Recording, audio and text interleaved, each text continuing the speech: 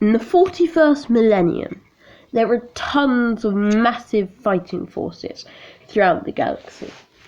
However, one question that is really difficult to answer is which of those single fighting forces is the largest. If I knew there was a single fighting force attacking my planet, which one should I be most scared of? I'm Andrew from AOTC Studio, and I'm going to be talking about which 40k individual fighting force is not only the most amount of numbers, people, Xenos, I probably shouldn't say people, should I, because it's like Titans and stuff, but also, more importantly, what is the most powerful. Now, of course, we'll start off with we'll start off with human forces. So what's the largest human/chaos force?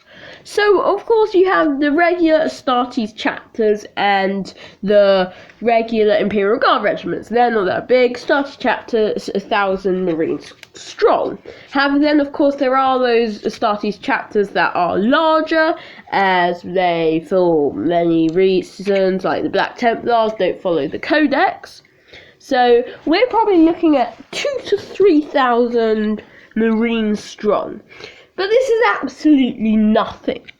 Because then, of course, we also have, as far as the Astartes forces, and probably the biggest Imperial ones, we have the Space Wolves, as the Space Wolves never truly divided, but the numbers were never too big, and I reckon they're probably somewhere around, they're still probably under 10,000 Marines, and not actually too big in comparison to lots of the other Chaos factions. So those are the biggest Astartes factions. I'm going to go on to Titans and Knights later. Now, first of all, I think we should look at Chaos. So, 9 legions fell to the War Master. The Alpha Legion were never too big in the first place, and they were never really too certain of their worth, who they were for, and after the Heresy, we don't really see much of them. They sort of just split up. Some stayed in the Imperium, some Chaos. And the thing is with the Alpha Legion, it's quite complex. We don't know, they might still have their Primarch. We're not sure if Omegon was killed anyway, so Alpha Legion's very confusing. But one thing certain is they don't have a large fighting force. Next, of course, we have got the Black Legion, Lunar, Sons of Horus. So after the Heresy, of course, Horus was dead. Abaddon assumed command of the Legion, but they still fractured up. He wasn't a Primarch, didn't have that much. They got very much depleted in the Scouring, and they lost lots of their numbers. Similar to the Iron Warriors, they got very depleted in the Scouring, and they still also split it into lots of warbands. And then, of course, we also have the Word Bearers. Their Primarch was sort of sitting in a back seat doing studying and reading and the stuff, and so they also split up into a lot of warbands. So those are the first 4, and really of them there's no formidable fighting force. The World Eaters, they got extremely powerful as they all became undercorn, ridiculous in melee, of course, like in the actual rules, but because they are basically extremely angry when they're not fighting, they kept fighting each other. They've probably got the most in fighting. If with a World Eater, you don't know if your friend's actually your enemy. Then, of course, as far as you've got the Emperor's children, they pledged themselves to Slaanesh. Now, they had a story, unlike lots of the other legions, where their first captain, of course, Lucius the Eternal, he actually was very loyal to their Primarch, but they still split up into lots of warbands with all their Noise Marines and everything. So, yeah, those are the first 5. Then, 6th one, we also, of course, have the Sons of Magnus. Now, this is where we actually get into something formidable, because the thing is with the Sons of Magnus is they didn't really split up too much, although we do know their first captain was banished after the rubric was caused. And I think the real problem with the 1,000 Sons is that yes, they were sort of united, but they were low numbers at the start because the flesh change. Each redid the flesh change. They're not too powerful because, like, their Chaos God literally doesn't like them. Magnus was never really one of the most powerful in the Primarch, especially if he got nullified. Yes, he was. And they were basically they were seen as a big force when of course Gilliman was trying to get into Terra, and they came out of the Webway portal with him. But I think even with demons, we don't really know too much of their size, so it's not really a formidable legion. And then, of course, next up we have got the Night Lords. Night Lords are under of course, the Night Haunter is their Primarch, who was, we believe, probably killed. And yet again, they sort of split up into war bands, not really much unity keeping them down. And so all of the traitor legions, bar one, split up a lot. So, as I said, the Death Guard were the great exception to this rule. Now, it's actually really interesting, and a fact that most people forget, that the Death Guard are still a full, intact Space Marine Legion. Because in the Heresy, yes, they suffered casualties, yes, they massacred lots of their own on Isfahan 3, but they are the most resilient. They are probably one of the least probable casualties in the Heresy, and in the Scouring, where most of the traitor legions were just an unorganised mess and just sprinting at full toss, the Death Guard were actually doing, of course we will find out more in the Scouring books, but we think that the Death Guard were doing a very defensive retreat and didn't take too much casualties, and yeah. So, of course, you've got the Primarch Mortarion. He was later put into demonhood. So, here's the thing. Why did the Death Guard remain loyal? I am going on a bit of a tangent here, but I think this is quite important to know. Not remain loyal, but remained big. So, the Death Guard had lots of systems that kept them as a large legion. They were one of the few legions, and they always had this, that there was always a swift second in command, and if the leader dies, it's straight over, we know who's coming in next. And this was a very strong trait, as it reduced power struggles ultimately. And furthermore, with Nurgle Marines, Nurgle is one of the only Chaos God, or actually the only Chaos God, that doesn't necessarily always want war. And you think with Khorne and Slaanesh and Tzeentch they have lots of fighting, meaning that they have lots of infighting. Whereas Nurgle is very different. And actually, the Death Guard Legion currently is structured absolutely massive. You have got 7 great plague companies, each with 7 sepsis cohorts, each with 2 maledictums, each with 7 colonies. So in total there's about several hundred colonies. All the colonies have 7 squads of marines. We don't actually have too much data, so we don't know how big those marines are, but I think I did do an estimate, and I reckon that this is including specialists like captains, lords of contagions, chaos lords, so captains and other special things. Astartes, there's probably 40 to 50,000. This is another reason, is of course Mortarion has the Death Shroud Terminators, or bodyguards, or whatever you like to call them, and they are basically watchers on Mortarion. There are 49 of them, and they would usually get deployed to the greatest of the leaders, and whatever they see, they will always report directly to Mortarion.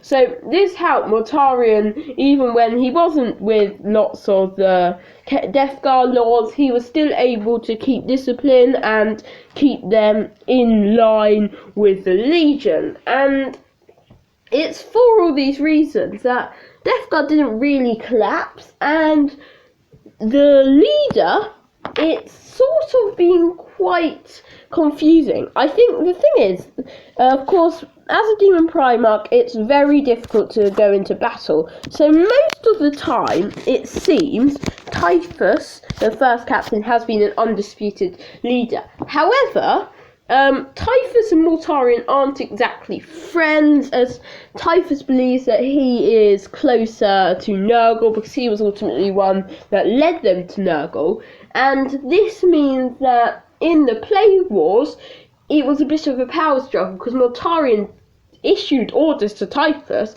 and Typhus basically said, "How dare you give me orders? I am closer to Nurgle than you will ever be," which is quite interesting. And although it's probably not like to cause a civil war, as I think most of the Death Guard laws would support Mortarion. So that's back of it. Yes, there's a slight power struggle between First Captain and Primarch, but that's not too detrimental, and they ultimately still fight together.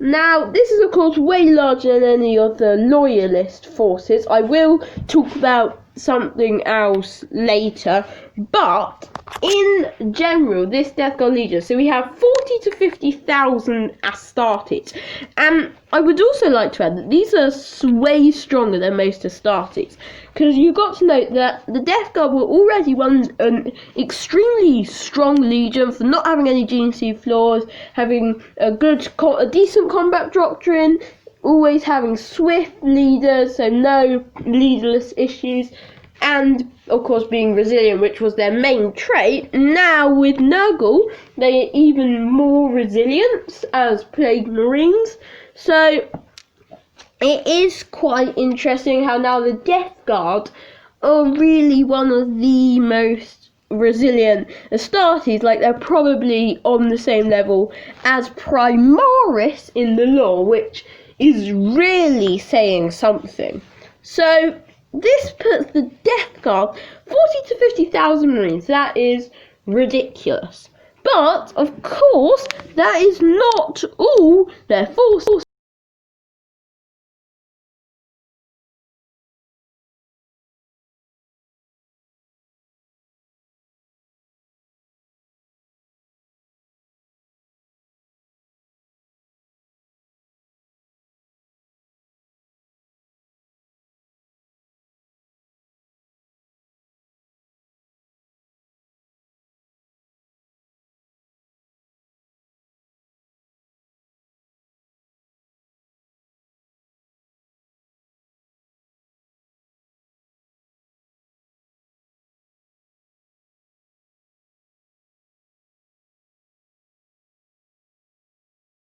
So, first of all, there's also lots of Chaos Cultists and most likely traitor guardsmen.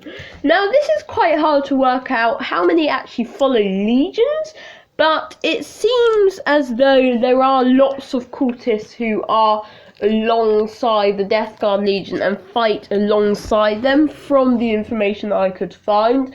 I couldn't actually find too much information on this matter, but basically the Chaos Cultist, I did do an estimate over the size of the Death Guard Legion. I might make a different video on that. I reckon there are probably a couple of 100,000 cultists in the whole Legion, which is very formidable, probably nearly as much so as the Astartes force, probably not quite as much, but that's certainly a very formidable force and really adds to that. And there are probably again also some traitor guardsmen, and then of course there is all the heavy support. You have got the ordinary predators, land raiders, etc., which also help them be a really formidable force. And then they have the Plague Burst Crawlers, of course, which were invented by Mortarion himself. They are demon engines. They're quite hard to actually manufacture them in high numbers because it's hard to connect a demon to them, because I think it's quite complex how a Plagueless Crawler actually works. That could always be a topic for another video. But yeah, basically it's actually quite difficult. So there are still an awful lot of them, and this is in addition to hundreds, probably even thousands of demon engines, as well as the amount of demons. It seemed pretty sure that there are many plague bearers and nurglings and rot flies fighting alongside the Death Guard, especially the rot flies, because of course you've got something that with the Death Guard there are thousands of millions, probably even billions of flies, meaning they're really hard to actually see and get your fire. In the rules, it probably should be a -1 to hit for the whole legion. That would be nice and fluffy, but it would make Death Guard good, and Death Guard aren't a marine army, so that can't really be allowed. Anyway, let's get off the subject of marines. So there are a formidable amount of demons alongside the Death Guard, so probably a few 100,000 again. We really have no way of telling. And then of course you also have many poxwalkers, because of course you got the plagues where some enemies turn into plague bearers, some turn into poxwalkers, got all the different plagues. And the poxwalkers are very formidable.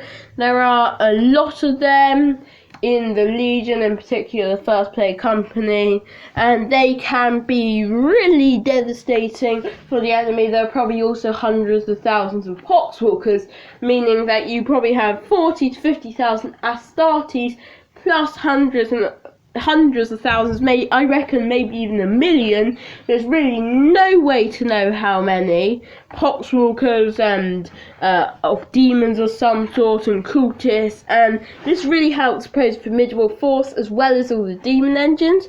And of course, if they can find a way, like for example in the Plague Wars, where they could have, I've forgotten what it's called, but you have basically a demon portal and you can have constant outflowing demons, it can be an impossible force to fight against. And this is why the Death Guard are probably the most formidable force. I am about to talk about Titan Legions, but first, also on the Death Guard, so they are an absolutely formidable legion to fight. They have, of course, an absolutely massive fleet, and they have many elite warriors, and of course they've got lots of allies amongst the Nurgle demons and such. I do want to say, with the lore, you can talk about the Plague Wars and how they didn't defeat the Ultramarines, which is just one chapter. I think that's stupid. The Ultramarines defeated a High Fleet and a Legion, and they're a chapter.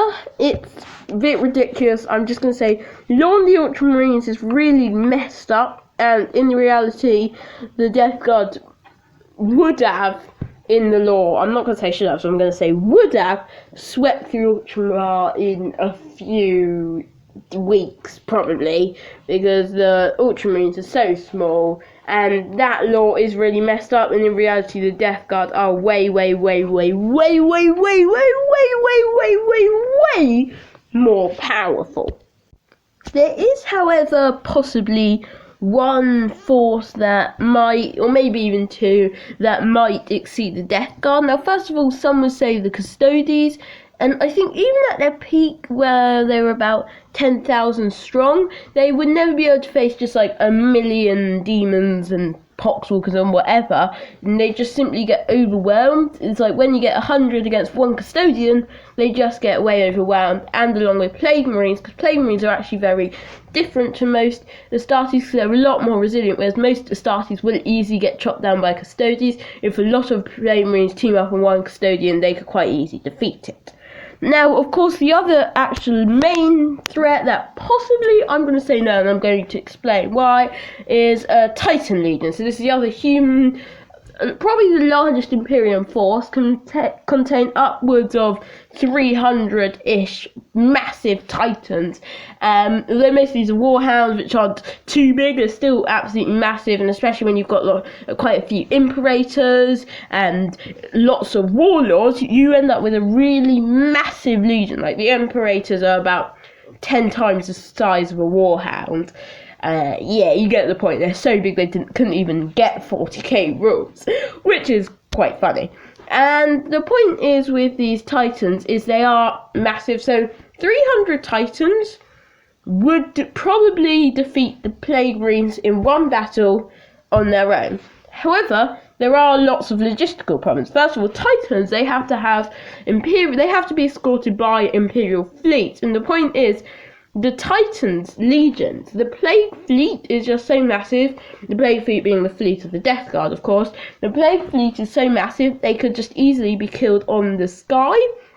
And even in a massive battle, the Titans aren't the best equipped at just putting out hundreds and thousands of shots, and they could just literally be brought to the ground by thousands upon maybe millions of demons and poxwalkers and stuff, which is sort of what happened in the Tyrannid slot. In lots of Tyrannid slots, Titans have literally just been absolutely grabbed to the ground, just destroyed by overwhelming numbers of Gene Stealers and Homogods and stuff, meaning that a Titan Legion, first of all, in the air will probably die, and of course they're very logistical, difficult to get them all at one place. So in reality, a Titan Legion wouldn't be able to defeat the whole Death Guard. This has been a long video, so I think this is a part 1 of another part. I know I've got a lot of things that I'm going to have 2 parts of, and I knew my next video will probably be part 2 of the other one.